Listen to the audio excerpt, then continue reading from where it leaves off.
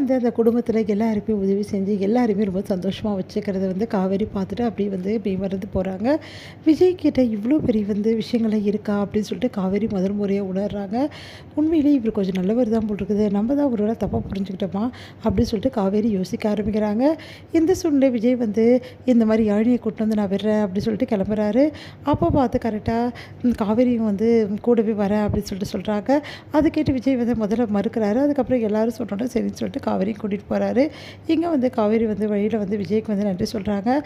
ரொம்ப தேங்க்ஸுங்க. இந்த அளவு நீங்க ஹெல்ப் பண்ணுவீங்கன்னு நான் எதிர்பார்க்கல அப்படின்னு சொல்றாங்க. தேங்க்ஸ்க்காக நான் எதையும் செய்யலங்க. என்னோட கடமைய தான் நான் செஞ்சேன். கடமையா? அப்படின்னு சொல்லிட்டு விஜய் யோசிக்கிறாங்க காவேரி. ஏன் இப்படி சொல்றாரு அப்படின்னு சொல்லிட்டு. நானும் அம்மா விளையாடிட்டே இருக்கும்போது ஒரு ஸ்டேஜில வந்து அம்மு என்ன பண்ணுறாங்க, எல்லா ஃபோட்டோவையும் வந்து அவங்க அம்மாவோட கல்யாண ஃபோட்டோ அவங்க அப்பா அம்மா வந்து யாழினி கிட்ட காட்டுறாங்க. அதை பார்த்து யாழினி அதிர்ச்சி அடைகிறாங்க.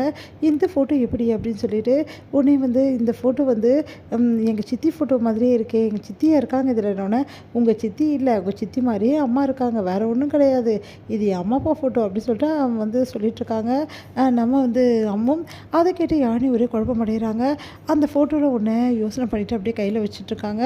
இங்கே பாரு, என் அப்பா வந்தால் பயங்கரமாக திட்டுவார், எல்லா ஃபோட்டோஸும் நம்ம உள்ளே எடுத்து வச்சிடலாம் அப்படின்னும் போது ஒரு ஃபோட்டோஸ் மட்டும் விட்டுட்டு மற்ற எல்லா ஃபோட்டோஸும் எடுத்து வைக்கிறாங்க. நம்மவும் அந்த ஃபோட்டோஸ் வந்து கீழே விழுந்திருக்கு.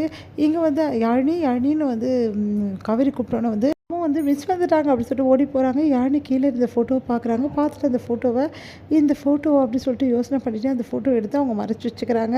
அடுத்து வந்து இங்கே என்ன பண்ணுறாங்க, காவேரி வந்து யாழினி போகலாமா அப்படின்னோடனே மிஸ் அப்படின்னு சொல்லிட்டு கட்டிக்கிறாங்க. மிஸ் யாழினி கூட்டின்னு போக வந்தீங்களா? ஆமாட்டா செல்லம் அப்படின்னு சொல்கிறாங்க. மிஸ் நீங்கள் வந்தோன்னு ரொம்ப சந்தோஷமாக இருக்குது மிஸ் அப்படின்னு சொல்கிறாங்க. அடுத்து வந்து இங்கே வந்து யாழினி வந்து சரி நான் வரேன் அம்மா அப்படின்னு சொல்லிட்டு அவங்க எடுத்துகிட்டு வந்து அந்த சின்ன குட்டி பேக்கை வந்து வந்து உடனே அந்த ஃபோட்டோஸ் வச்சு எடுத்துகிட்டு போயிடுறாங்க நம்ம யாழினி. இங்கே வந்து சரி கிளம்பலாம் அப்படின்னு சொல்லிட்டு கிளம்புறாங்க. சரி அம்மு நாங்கள் நாளைக்கு ஸ்கூலில் பார்க்கலாம் அப்படின்னு சொல்லிட்டு வந்து காவேரி கிளம்புறாங்க. நீ சந்தோஷமாக இருந்தியா அப்படின்னு சொல்லிட்டு கேட்குறாங்க. ரொம்ப சந்தோஷமாக இருந்தேன் சித்தி அப்படின்றாங்க. எனக்கு அம்மு ஃபோட்டோ அப்படி சொல்ல வரா, அதுக்குள்ளேயுமே வந்து ஒரு ஃபோன் வருது காவேரிக்கு. அம்மா நாங்கள் கிளம்பிட்டோம்மா, வந்துட்டுருக்கோம்மா, சீக்கிரமாவா, பாட்டி ஃபோன் பண்ணிட்டாங்க அப்படின்னு சொல்லிட்டு காவேரி வந்து சொல்கிறாங்க. யாழினி வந்து அந்த ஃபோட்டோ வந்து யோசனை பண்ணிகிட்டே இருக்காங்க. இங்கே வீட்டுக்கு வந்தோன்னே வந்து யாழினி வந்து அந்த ஃபோட்டோ வெளியே எடுக்கிறாங்க. அதுக்குள்ளே யாழினி வந்துட்டியா, இன்றைக்கி எப்படி இருந்தது அப்படின்னு சொல்லிட்டு அவங்க அம்மா எல்லோரும் கேட்டுட்ருக்காங்க. அதை ஏன் கேட்குற, யாழினிக்கு வர மனசே இல்லை அப்படின்னு சொல்லிட்டுருக்காங்க நம்ம வந்து காவேரியும். இங்கே யாழினி திரு முடிக்கிறத பார்த்துட்டு யோசிக்கிறாங்க கங்கா. இவங்க என்ன இப்படி யோசிக்கிறா, யாழினி இங்கே வா அப்படின்னு சொன்னோன்னே உடனே வராங்க. என்னம்மா அப்படின்னு உனக்கு என்னடி ஒரு மாதிரி இருக்க அப்படின்னோடனே அது வந்துமா சொல்லி என்ன நடந்தது அப்படின்னோடனே ஒரு நிமிஷம் இருக்கா, நான் வந்து அங்கே பேக்கை வச்சுட்டு எடுத்துகிட்டு வரேன் சொல்லிட்டு காவேரி போகிறாங்க. அம்மா இங்கே வந்து பாரு அப்படின்னு சொல்லிட்டு ஃபோட்டோவை காட்டுறாங்க. ஃபோட்டோவை பார்த்துட்டு அப்படியே அதிர்ச்சி அடைகிறாக்கா. இந்த ஃபோட்டோ இப்படி உனக்கு கிடச்சிது? இல்லைம்மா இது அம்மு தான் கொடுத்தா, இந்த ஃபோட்டோ அங்கே தாம்மா இருந்தது, எப்படி நீ எடுத்துகிட்டு வந்த அப்படின்றாங்க.